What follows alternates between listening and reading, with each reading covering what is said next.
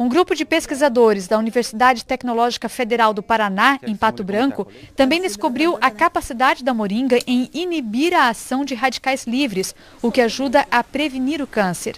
A responsável pela pesquisa no Paraná gravou um vídeo comentando o resultado do trabalho. Os nossos resultados, eles comprovam que as folhas de moringa oleífera, além de apresentarem um elevado potencial nutricional, também apresentam um elevado potencial biológico, principalmente de atividade antioxidante. A moringa ela foi escolhida entre outras 800 espécies que a gente tem no nosso bag de plantas bioativas.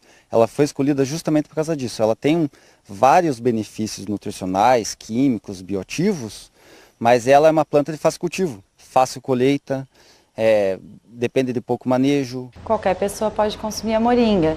Ela tem uma quantidade de proteínas significativa e contém aminoácidos essenciais, que são 9 aminoácidos que o nosso organismo não produz, então a gente precisa consumir. Sendo assim, para quem não consome outras fontes de proteína, quem não consome carne, os vegetarianos, é uma alternativa para consumir esses aminoácidos que o nosso organismo não produz, mas ela é indicada para todas as pessoas. Intolerantes e alérgicos, por exemplo, ao leite, também é indicado?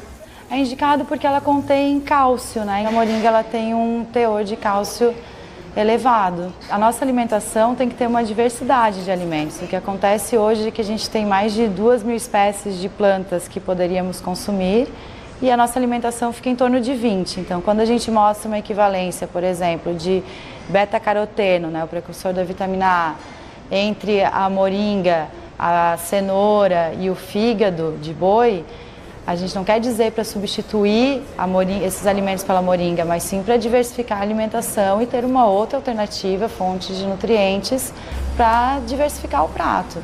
Mas é o seguinte, né? Essa planta, ela é chamada até em alguns países de árvore milagrosa e na África, por exemplo, ela chega a ser usada para combater a desnutrição.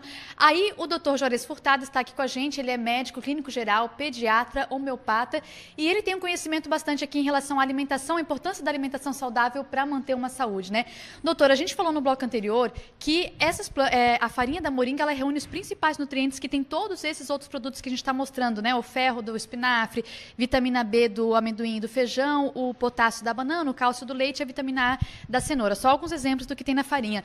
Por que é importante a gente ter esses nutrientes em uma quantidade suficiente no organismo para ter saúde? Qual é a relação? Então, Patrícia, o pai da medicina, Hipócrates, há 400 anos antes de Cristo, já falava que na alimentação é que está o remédio. Para a gente manter a saúde, para manter a longevidade, a nutrição, o aspecto, a alimentação, é pela boca que a gente garante isso. Por isso que a gente hoje está tanto repercutindo a necessidade de se comer direito, além de atividades físicas, mas a alimentação moderna, que está acabando com justamente esse aporte de nutrientes, faz com que uma planta como essa, que engloba mais de 90 nutrientes, aminoácidos, elementos que você vê presente em vários outros alimentos, seja tão importante. Então, como manutenção de saúde, o aspecto nutricional, um alimento, ele é fundamental e de boa qualidade como esse a gente tem que estar mostrando. E, doutor, também tem pesquisas que mostram que a farinha da moringa e até a folha também, ela tem uma importante capacidade de inibir radicais livres. Qual é a relação dessa característica com a saúde? Então, as principais funções que ela traz, além desses nutrientes todos que fazem com que a gente se nutra bem, é justamente o poder de ter mais de 30 antioxidantes. Quando a gente fala de radicais livres, a gente fala como se fosse um lixo metabólico, onde nós temos que lidar com isso.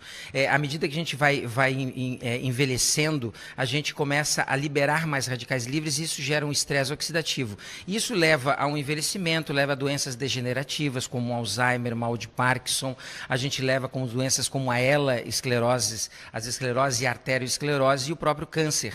Então, quando a gente nutre um organismo adequadamente, como esse, que tem um excesso de radicais livres, de antioxidantes que impedem esses radicais livres, a gente está promovendo saúde. E é fundamental a gente entender que ela entra não só como um remédio, mas ela entra como um suplemento que deve ser utilizado não só em pacientes que estão adoecidos, mas também em pacientes com saúde, para a manutenção dessa saúde.